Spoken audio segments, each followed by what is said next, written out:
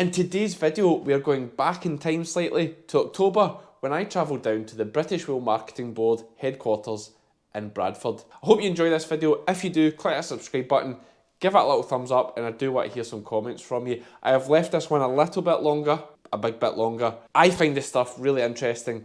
I just hope you do too. Now just sit back and enjoy.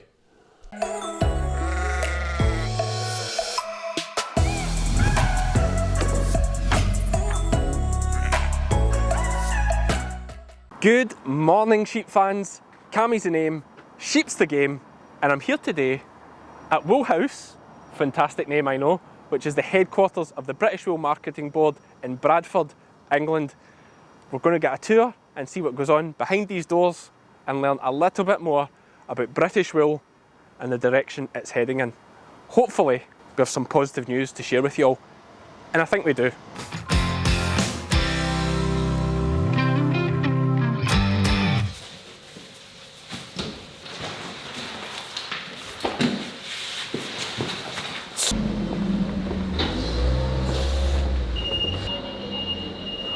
So you'll have over 2 million kilos of packed wool sitting in here. Not only from this depot, but from others that send it here.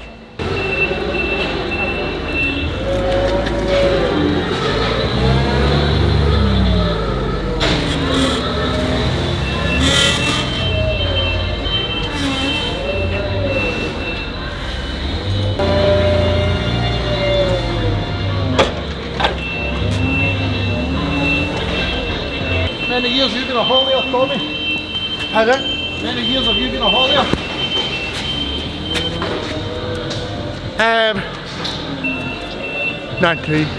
54, yeah. 54 years. 54 years? Yeah. So you've been about a few farms, have you?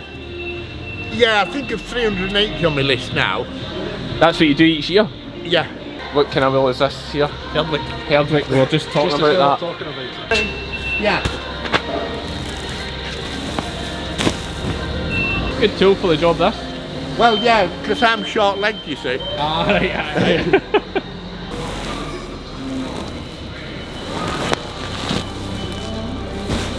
That's an example of what you shouldn't do. No, it is worth putting on 100%. Aye, right, you've put mules in there. Yeah, we have the video that we did. Now, I'll put a link to the previous video that I did with Billy. That was up at Irvine. And really, the main thing that came away from that whole thing, that these guys can deal with most things quite easily, including not rolling the blackies outside out. Like, it doesn't actually make too much of a difference. I've said it again, but that's true. But this, mixing black wool or coloured wool with white wool, that was the big no-no.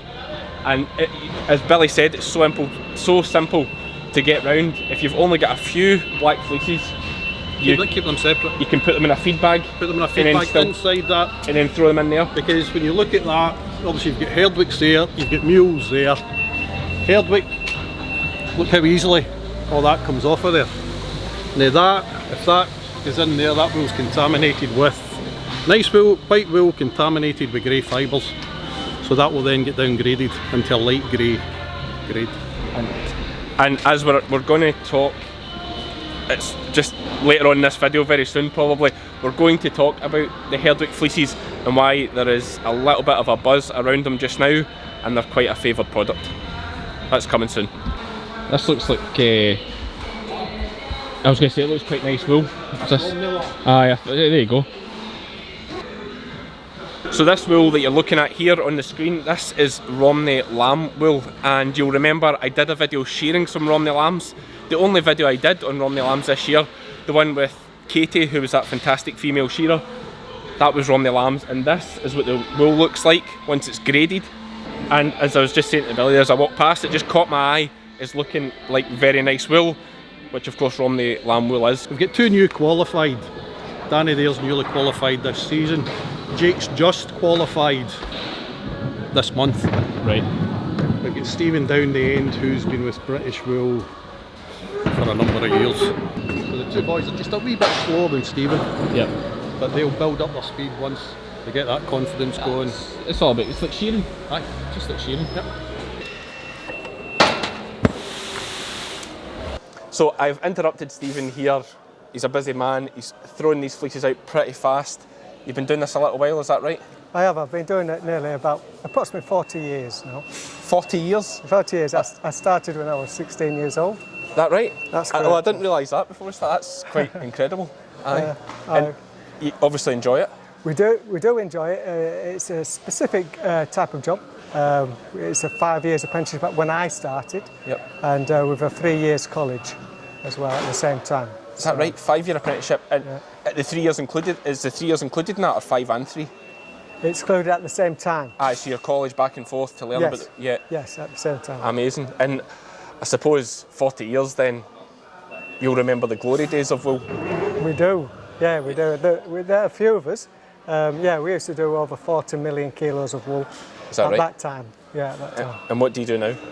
We do approximately around about 27 million it was going to. So So from 40 That's million down to approximate. 27? yeah, it was on the last few years. It's been somewhere around there. Is that just Bradford, or is that the whole UK? That's the whole UK. The whole UK, so we're down 13 million tonnes of wool.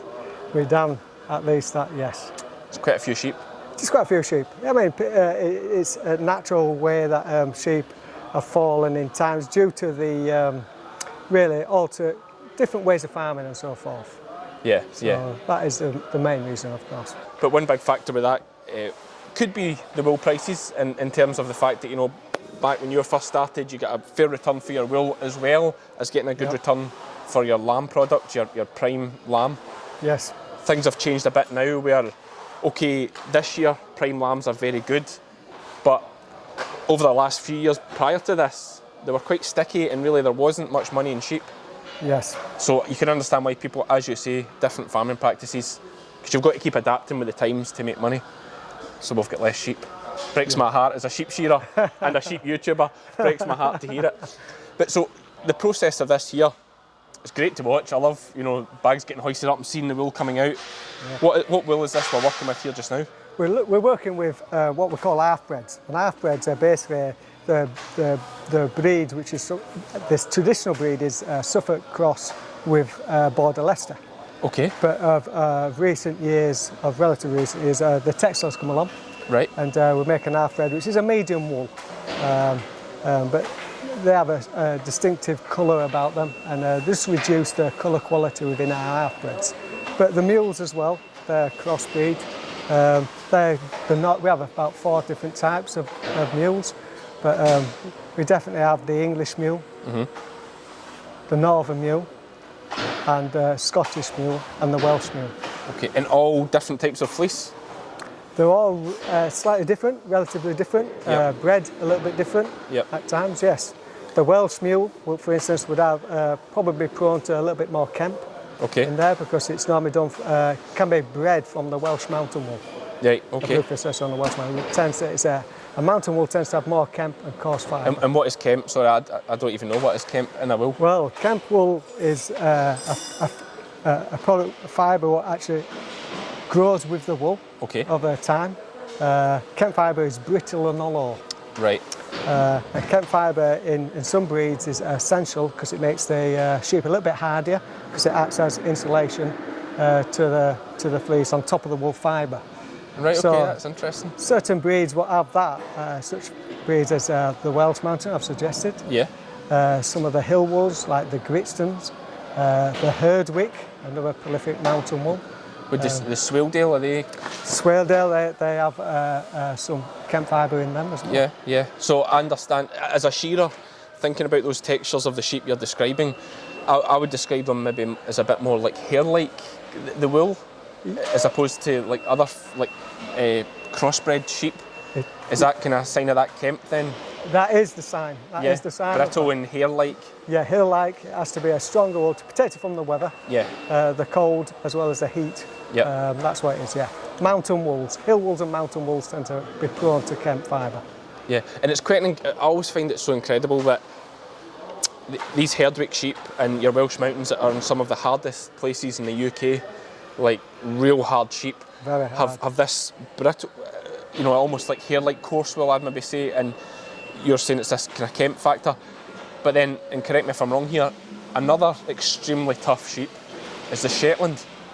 But it actually so. has quite a soft wool, is that correct? That's correct, yes. I just always find that amazing that these hard breeds have this wool, but this equally, I mean, I don't think anyone would argue it's probably equally as tough. Yes. But it has a really soft, and is it quite a high value wool? A very high value wool. Yeah. Very high value wool. And it is well known all over the world, Shetland. And their wool is used for clothing. Yeah. So they have a premium price on that side. And I just find that amazing. Like, I always loved that about, like, the story of the sheep, and it is one I did know that your Herdwicks, your Welsh Mountains, Swaleys have quite a coarse kind of wool, I always think, as well. Obviously, as a black face, that's quite coarse. Will that have a lot of that as well? They have a relative amount. Yeah. It's not necessarily too heavily.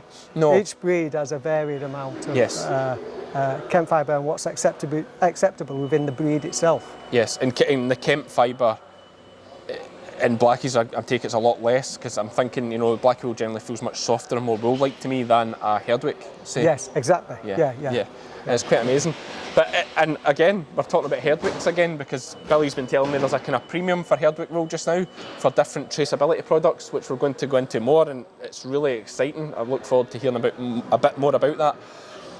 In terms of you as a grader, here, if we focus on that, and we'll get a look at you doing your magic just in a second.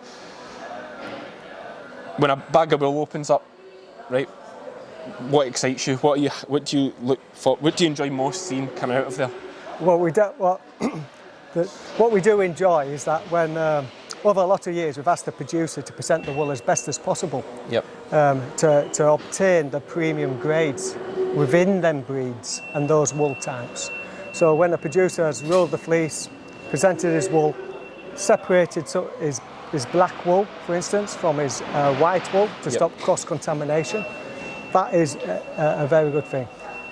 This particular producer has separated his hog wool. Hog wool is 12 to 14 months growth, and he separated it from his ewes and wethers. That is important because obviously hog wool, it's new wool. It produces a premium within the breed as well.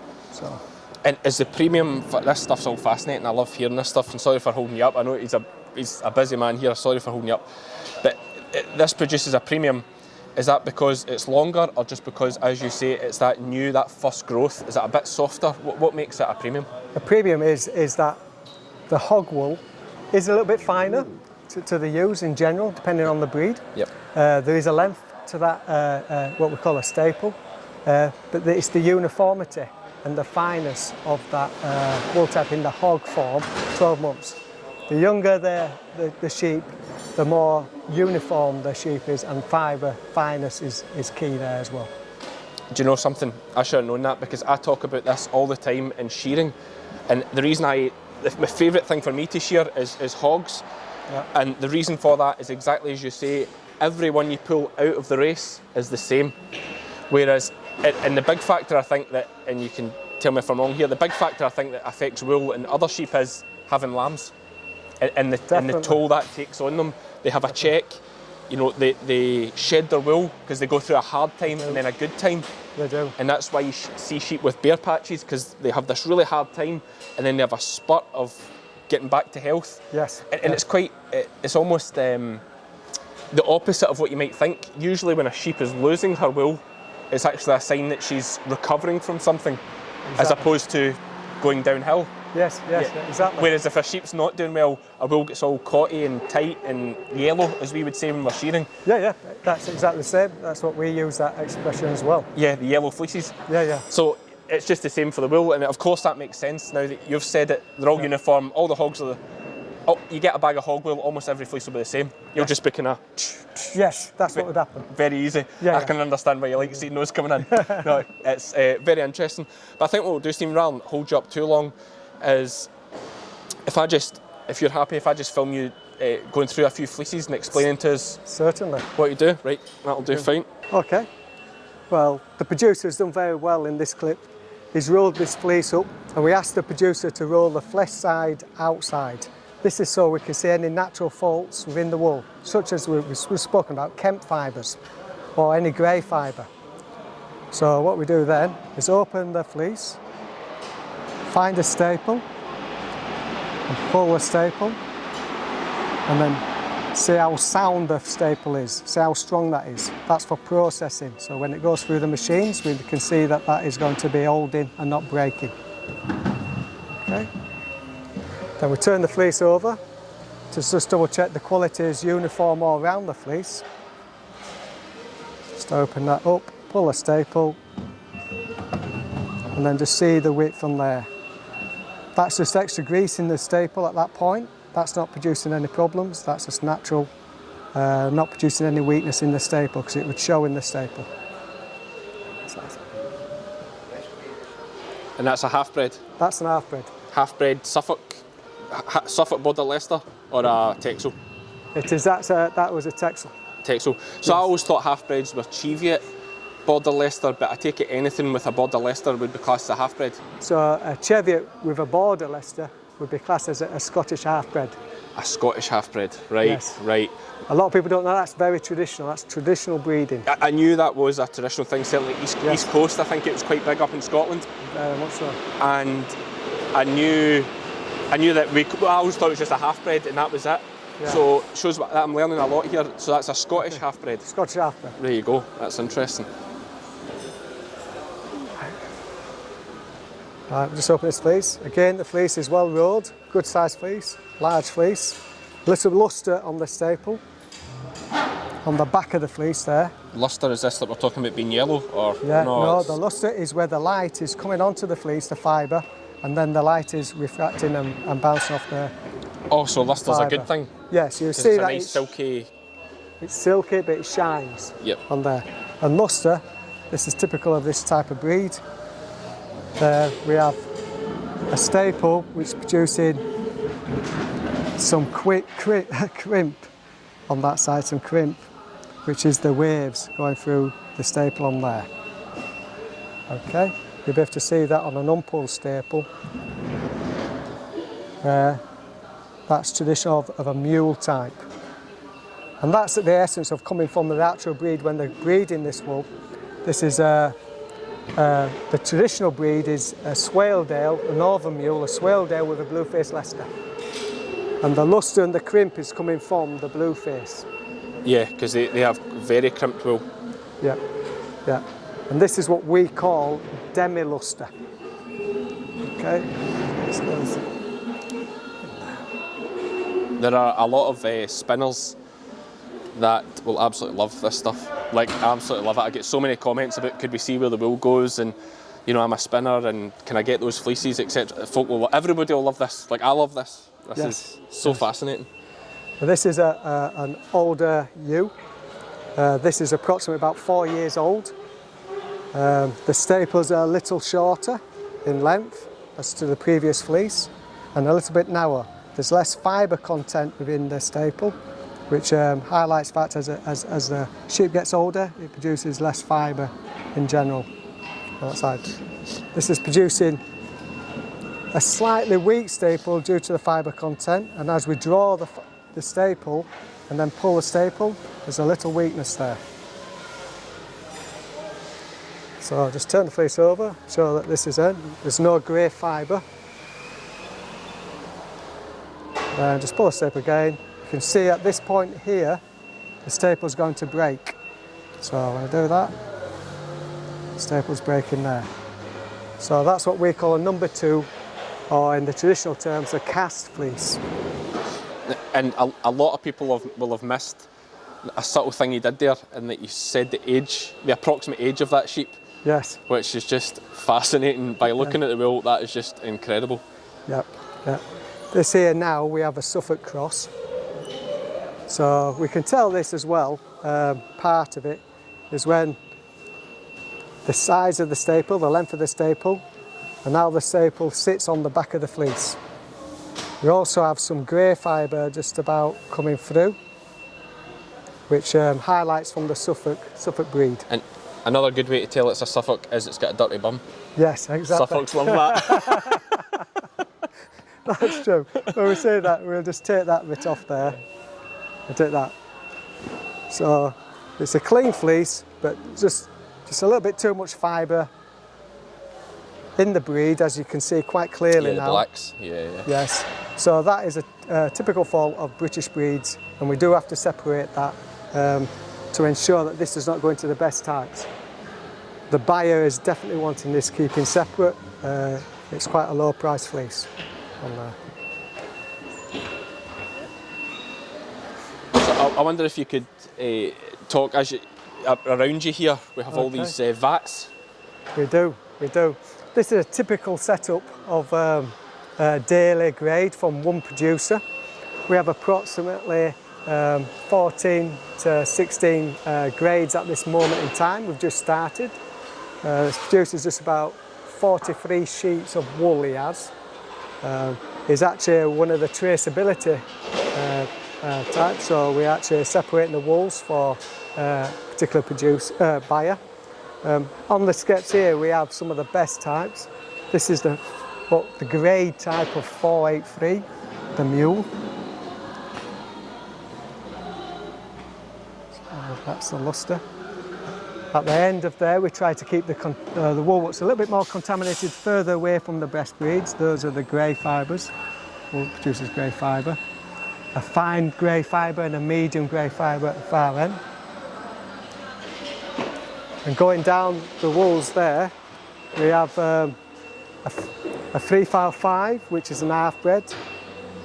That's a number 2 type. We have 338, a number 1 type, some of the best fibre you can get there. And also we have the hog wool. This is some hog wool, but unfortunately this is a Texel type. And from the Texel, when we mentioned earlier that it was producing the yellow within the wool, we have to separate this again because that obviously the buyer would want to dye the wool. So when you have a yellow in there, the colour scheme does not come off as high as what it would on a white wool. So we separate that wool. A little bit extra grease on there, and this particular staple again is a little bit weak as well. So I'll just prove that point. There. I won't do it too hard. Just there again. So we'll put that. Okay. So some of the better wools. This is a fine wool. Suffolk hog fleece again. How we can tell the hog wool is that the back tends to be more open and web-like. Back is one sign. We have several signs. Then we open the staple. The staple is from a point of the staple and then broadens and widens as it goes down to the base. The next thing is that the hog wool tends to be highly springy, so it tends to move. And then when we pull the staple, it pulls for a relatively good length.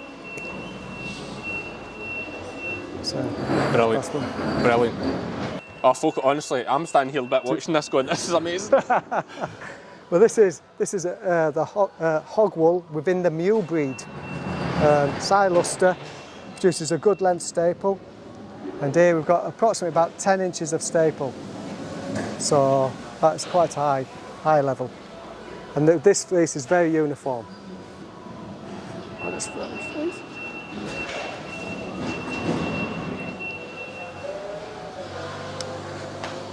And this is a Suffolk cross Texel. Again, hog fleece, going on parameter there. Produces a weak staple again. We've got wool there, it's producing a little bit of soint there, and that will happen. And that will actually collect the moisture a little bit more, and that will produce a weakness within the staple again. So we separate that. Suffolk cross.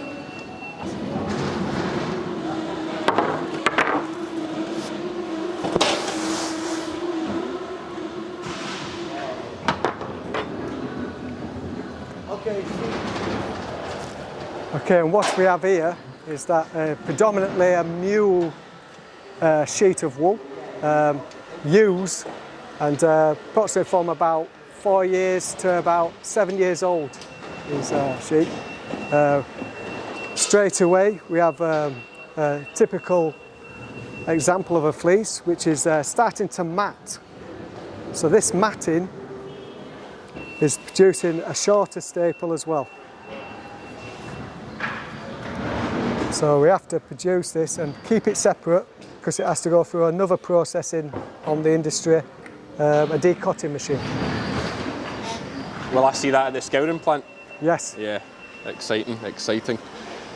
Yes. And then straight away we have half bred. It's across in Suffolk. This is an old ewe. As you can see, it's a very small fleece. And it's producing irregular staples. So we have some slightly longer and some shorter, some longer and very short fleece staples there. Very weak.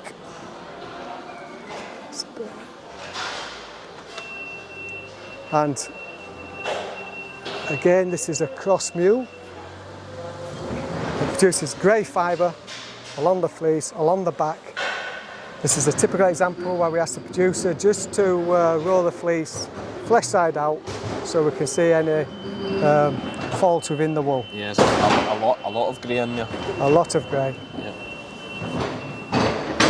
A very small amount of grey in the mule breed is acceptable. It's acceptable to the buyers, but when it goes beyond about 15% of the fleece, we have to definitely place that into the grey.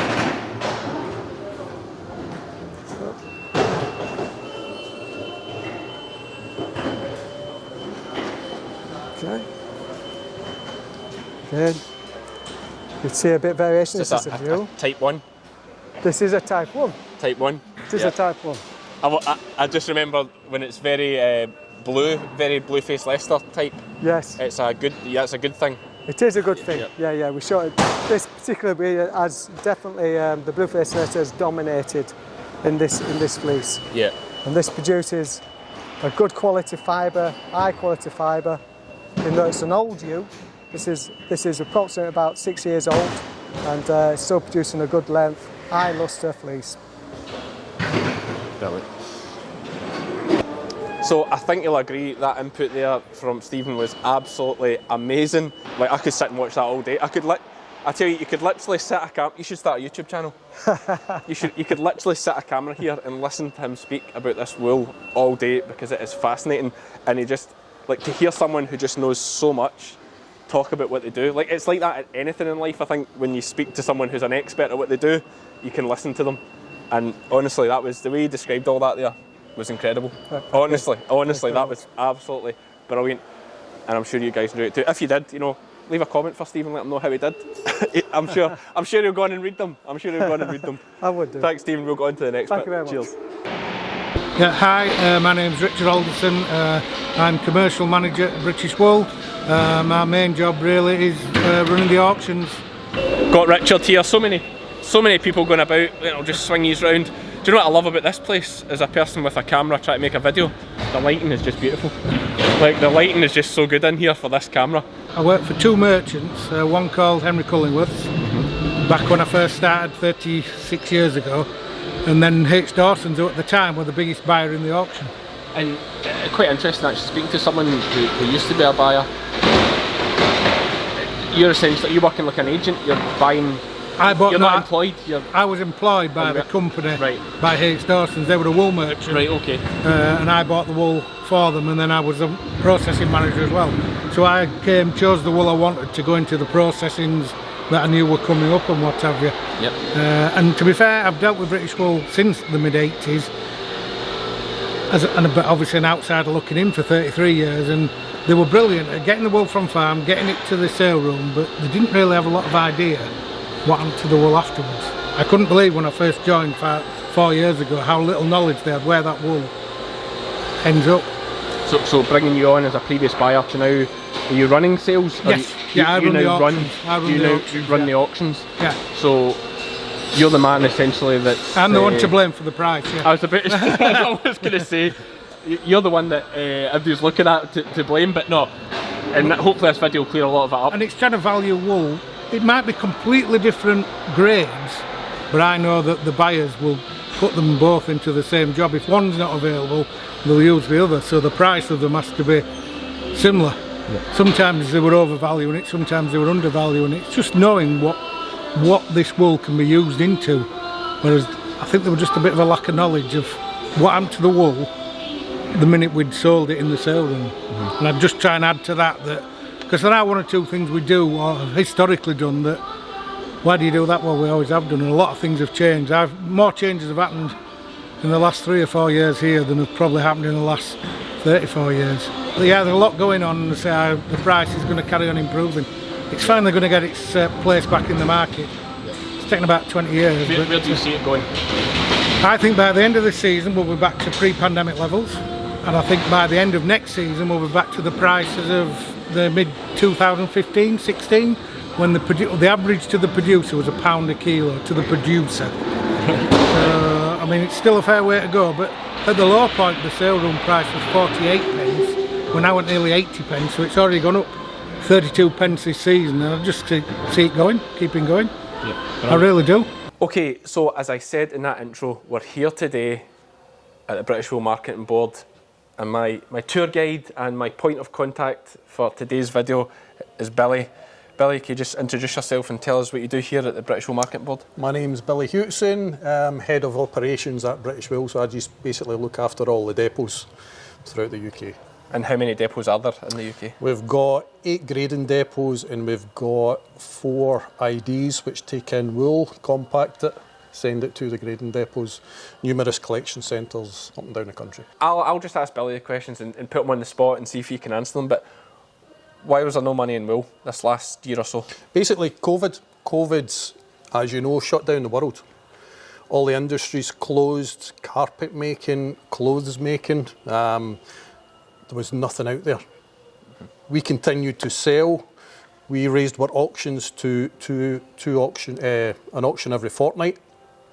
We continued to sell as much as we weren't getting the price that we would have liked at the time, but we were still continuing to sell to free up room in our depots, because if we didn't, these depots would be full of bales, unsold. We would then need to look for outside storage at more of a cost, which comes out of the producer's pocket. An important point to pick up on initially is that you can't just sit in the wool for a year till things get better. You can't. Because as you'll see from this tour and just looking behind us now, like there's nowhere to store it. Like wool takes up a lot of space. It takes up a lot of space. It can also change colour. If the wool's sitting in these bales for 2 years, for talking's sake, the colour of that wool can change, because it's compacted into a bale weighing whatever 360 kilos. Sitting there for 2 years, it's not going to do it any good. Yeah. Plus any moisture or anything that might be in it can really affect it, of course. What kind of things are the Wool Board doing now to try and improve the situation? Well, we've now got, the marketing team is working with different companies, coming up with new ideas. We've got the traceability scheme straight away, where we've earmarked certain producers beginning of the season. When their wool comes into the depot, there's certain grades that we will have a traceable line, keep separate from everybody else's wool. It then gets packed, it gets baled, sitting in this depot, separate from the rest of the wool, so we know exactly that's traceable. And that's going into a project where there's a story behind that wool. It's going into mattresses and different bits and pieces, and people buy into a story, where you can get more money for it. That's returning a better price to the producer as well. Yeah, and I really think, from speaking to yourself and Richard today, I really think they're on such a good track with this, because these days of, you know, climate change and everybody thinking about the environment and doing things better, traceability, especially with food, is a big one. You know, like your Scottish lamb, or your British lamb, or Welsh lamb, whatever. You know, more and more people are looking to that, and especially during lockdown, where people were going to the shops and they're looking for that label. The same with wool products, and 100%. Sandy Brock, who's a massive YouTuber with sheep, probably the biggest sheep YouTuber, she's now doing this great thing where she's keeping her own wool and turning it into products, and it has that amazing traceability. Like the wool it's not going to be high quality, it's not like your fine fibres, like your merinos, etc. But it's got the traceability. You know those sheep and that wool came from her farm, which folk love. And the same with the products. You were telling me about Herdwick wool. Again, traditionally, you never get a good price for Herdwick. Again, I think this is amazing that Herdwick is now like a fashion for Herdwick wool, because I think of Herdwick wool, I think of. Well, I can't say that. No. Herdwick, all wool's good. Yes, of course. Herdwick wool, obviously, a Kempe, rougher style of wool. It's a mountain type. Yes. But you've got a niche market there. For likes of mattress toppers. And we don't get a great volume coming through the door of Herdwick wool as well, which is driving up the price at auction. So you're now getting quite a good price for Herdwick wool. This might be a good time to tout a little bit of business, that if you have Herdwick sheep and you're a producer, be aware. I think Welsh Mountains as well. Are the price of Welsh Mountains getting really high? Again, Welsh Mountain is starting to climb. There's a wee bit of demand there. That's part of the Traceable project. There's grades of Welsh Mountain, and that's bumping up that price a wee bit. So if you're a Herdwick producer, Welsh Mountain, and you're not coming to the British Wool Board, then you've got to think about this and listen to these things. I know there's negativity out there, and I might get some negativity about the comments I'm saying here, and I can take it in the chin, because I believe in it, and I think they're heading in the right direction. And as I said to Billy and Richard and the team here when I was speaking, I knew during COVID that there was going to be no money for my wool, or very little money, and I don't mind, not that this was an option and not that this was the thing at all, but I had it in my head, if I send my wool to the Wool Board and I get nothing for it this year, then I didn't mind, because it saw them by this hard time where they're getting very little. Looking at the thing at Irvine, people losing their jobs, things like that. If we lose the Wool Board, then I really do think we'd be in quite a mess without. And even more so now, I really think these are moving in a very modern and good direction with this traceability. It's moving forward. Some of the criticism in the past, there may have been some fair points regarding maybe, the status quo not doing enough to promote wool and the great product it is. But from everything I see here and speaking to people, especially Richard's such a passion about it, and such a knowledge, it's absolutely fantastic. And even speaking to him off camera about all these things, this traceability thing, I'm going to hammer on about this, but like even so many of you have messaged me about the Monarch Isles video we did Hebridean sheep, but there's so many of you messaged me asking for that fibre, for me to send you a fleece, because you know where it came from and you knew the story behind it. And I think that's obviously the thing with these Herdwicks. It's the exact same. Exact same. Again, Hebridean. But the Hebridean, you've got such a beautiful colour in it. It's a deep, deep, dark colour. Yeah. Which some people might be after. Yes. And that's why you might have that wee bit of demand, people asking you for bits and pieces. Another interesting thing that I didn't know until I came here, and not to go into too much detail about it, but there's things going on in the background. For example, like you're running tests and pulling together product samples for companies that you're not allowed to, while you're getting all this criticism, you're not allowed to disclose what you're doing due to non-disclosure things, because these companies obviously are funding these tests and these things because things are tight here in terms of budget restraints and whatnot. So these companies are putting forward the money, so they of course want to keep the rights to be the first to disclose it, and they don't want their competitors knowing what they're doing.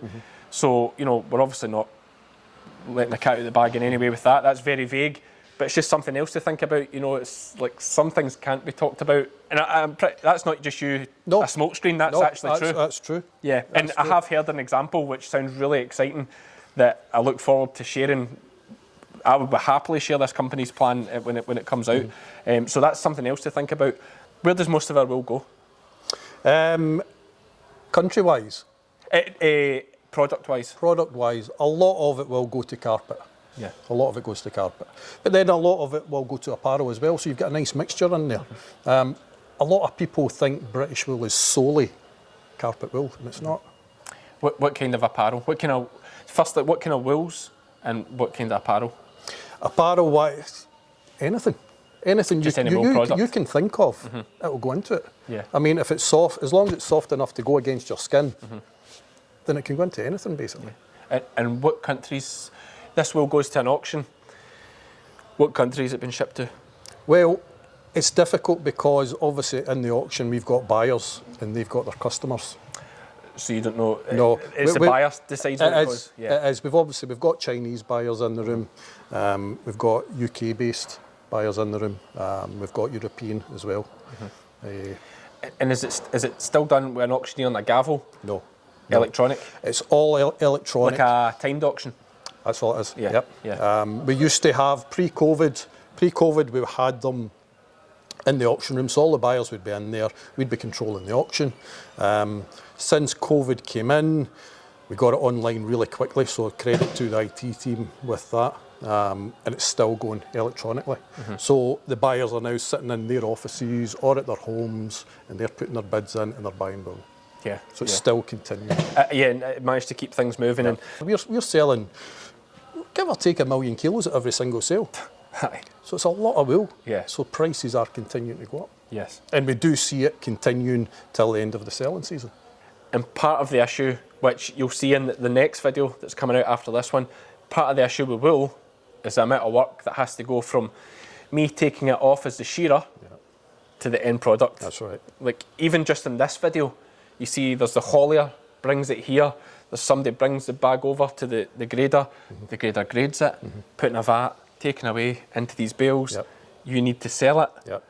I'm just trying to think if I've missed out any state. That's just the first stage. And it's still just a raw. At that point, That's it. So it's still just a raw product. That's Nothing's it. been done yet. No, and when you go to the scouring, you'll see these bales, our bales, sitting outside the scouring. You'll see them going on to the lines, getting emptied, and that's the next stage.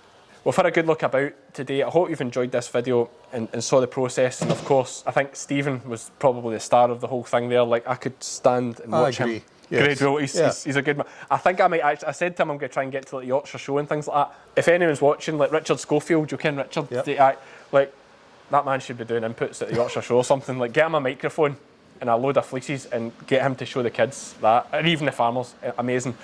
But that's us for this one, sheep fans. The next one is going to be at the scouring plant and we're just heading over there, but I'm splitting it into 2 videos. I hope you've enjoyed it. We'll see you for the next one.